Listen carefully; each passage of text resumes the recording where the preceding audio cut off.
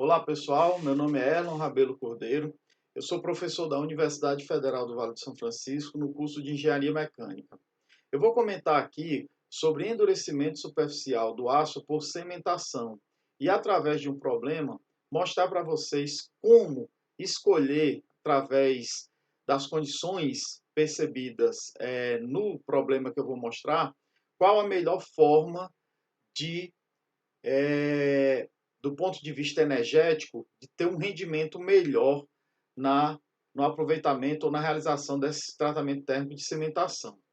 Então, uma superfície endurecida, ela corre aqui nesse caso que a gente vai comentar, num aço de baixo carbono.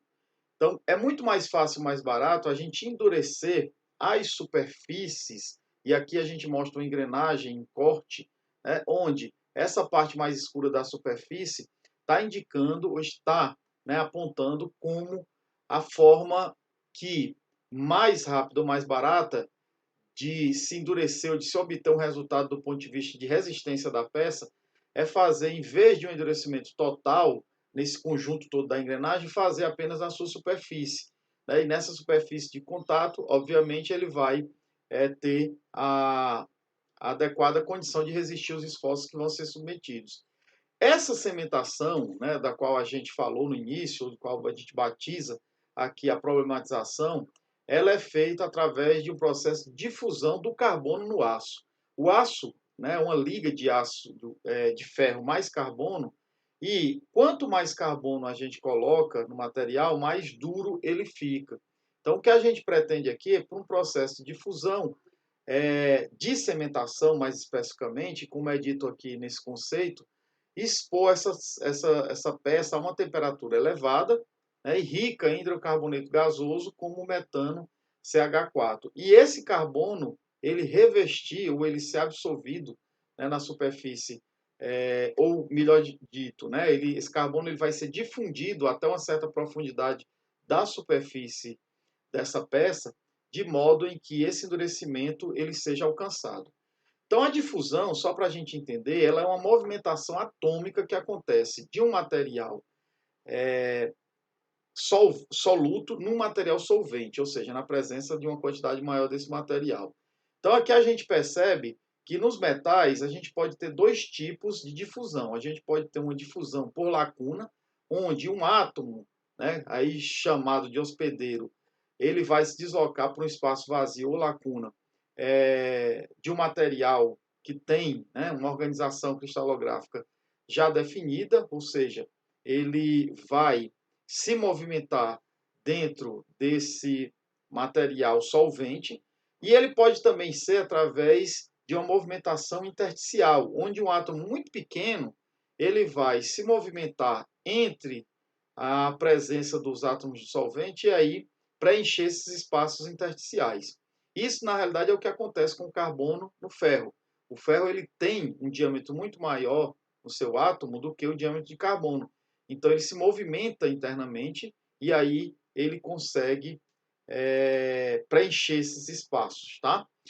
Nessa pequena equação aí, ou nessa relação, melhor dizendo, a gente tem um processo de difusão em estado não estacionário, que é o que acontece na situação que a gente vai descrever aqui.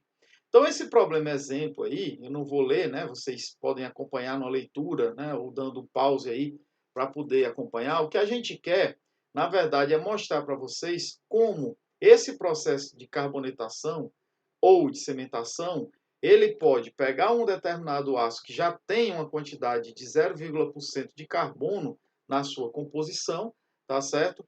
E chegar a ter 0,6% de carbono a uma distância da superfície, ou seja, aprofundando para dentro da peça, de 0,75 milímetros. Isso fazendo tratamentos entre 900 e 1050 graus, ou seja, nessa distância a gente vai propor um tratamento térmico baseado, obviamente, nos dados que esse material vai ter. Então, essa relação lá que eu falei anteriormente, que é um arranjo mais prático, mais viável da segunda lei de Fick, ela tem, baseado nos dados, ela vai chegar a uma relação de 0,5 igual a uma função erro de x sobre 2 vezes raiz de dt. O que é x? É aquela distância de 0,75 até a profundidade onde a peça vai ser endurecida. O D é o coeficiente de fusão do material, né, no caso do carbono no ferro, e o T é o tempo, que vai fazer parte aqui do nosso tratamento térmico, ou da nossa definição de qual é o melhor tratamento térmico, tá bom? Então, por essa tabela de função-erro, eu faço uma relação do valor que eu encontrei aqui de igualdade nessa relação e encontro um valor de Z igual a 0,4747. E aplico aqui, substituo aqui nessa função-erro, tá? Então, esse 7,5 vezes 10 elevado a 4, ele está transformado em milímetros para metro. E eu tenho que a relação de dt, ou seja, o coeficiente de fusão vezes o tempo, dá 6,24 vezes 10 elevado a menos 7 metros quadrados, tá? E aí, gente, eu vou consultar as tabelas, né, para, através, né, dos materiais ou dos elementos de fusão que estão ocorrendo, que é o ferro gama, ou carbono, melhor dizendo, no ferro gama, e eu encontro aqui valores calculados já para essas temperaturas de 900 e 1100 graus Celsius, né, de coeficiente de fusão. De tal forma que eu posso achar uma relação e chego a esse, essa forma aqui direta, onde está relacionando o T, que é o tempo em segundos, e a temperatura. Então, se eu pegar 4 pontos diferentes, ou seja, de 900 a 1050, e fazer esses 4 pontos, né, com os extremos de 50 e 50, eu tenho aqui o seguinte, que a 900 graus, esse processo de endurecimento do aço até 0,75 milímetros de profundidade vai se levar 29 horas.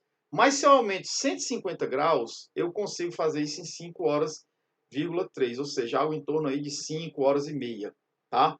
Então, o ganho energético aqui que eu vou ter nesse forno, o ganho financeiro, né, ou de custo que eu vou ter, aumentando 150 graus apenas na exposição dessa peça a um ambiente carbonitante, né, diminui aí em quase que 80%, melhor dizendo, o rendimento em termos de tempo e, consequentemente, a quantidade de tempo que esse forno vai estar ligado. Estou diminuindo esse tempo que o forno está ligado, tá?